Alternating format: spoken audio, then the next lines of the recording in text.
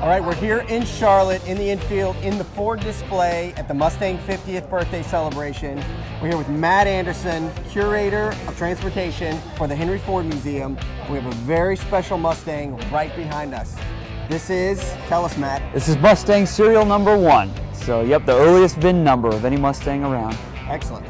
And there's a bit of an interesting story about the car. It was sold. Yes, the car is a pre-production car. It should never have been sold. It was just built to tour around the showrooms, kind of generate interest in the Mustang. But it was sold to a rather persuasive airline pilot by the name of Stanley Tucker in St. John's, Newfoundland, of all places, in Canada. And he fell in love with the car, bought it on April 14th, so 3 days before the formal release, and held on to it for about 2 years until Ford was able to track him down and convince him to give it back to the company. And it wasn't easy. They had to trade him what was the millionth Mustang at that point, and the car was sort of fully loaded with whatever he wanted. But he gave it up, and then Ford turned around and donated it to the Henry Ford, where I work. So it's on display in our museum there. And speaking of the Henry Ford Museum, I've been there myself. It's amazing. I could have spent 2 days in there. Tell us a little bit about what you guys do at the Henry Ford Museum, in case our readers don't know about it. Yeah, we're a museum dedicated to American innovation. So we have Henry Ford Museum with a large automobile collection, but also things like fine art, furnishings, stationery, steam engines, railroad equipment, you name it. We also have Greenfield Village, where we have 83 different historic buildings, including the Wright Brothers Bicycle Shop, the lab in which Thomas Edison developed a lot of his inventions, Menlo Park. So a great museum complex founded by Henry Ford. Excellent. And Henry Ford himself worked for Mr. Edison, right? He did, for Edison Aluminum Company in Detroit, and Edison was always a personal hero of Henry Ford, so when he established the museum, he decided to dedicate it to his honor. Excellent.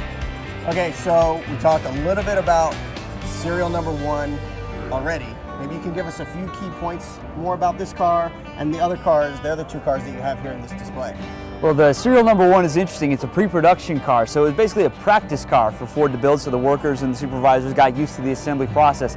Because of that, it's got some weird idiosyncrasies. The fit on the hood, you'll notice, is a little squirrely. It's not quite square. See that. The door locks there are missing the grommets that would fit along the bottom where the lock goes into the hole there. Yep, Okay. yep.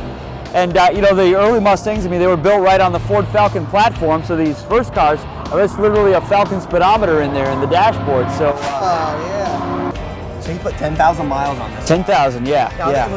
It was sold in Canada, but it didn't have a metric speedometer.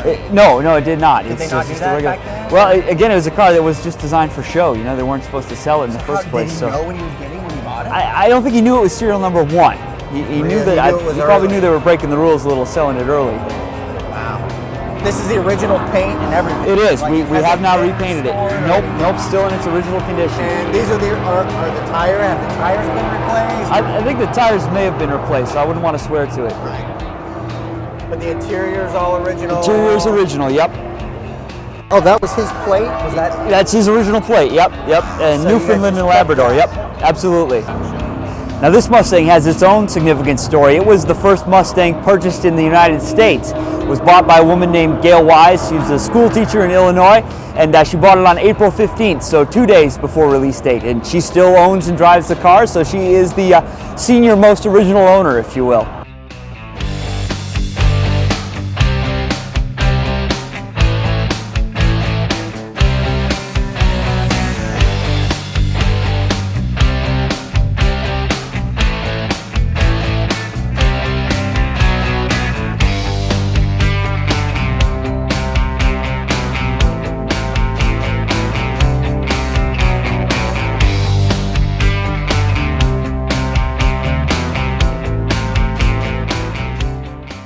The earliest cars, the Mustang is actually a little smaller, the word itself, and they figured it was a little hard to read or whatever, so they made it a little larger on the later cars.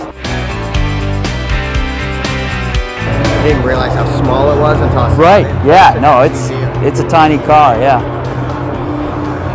There's no way they could have ever produced it commercially, so just too small.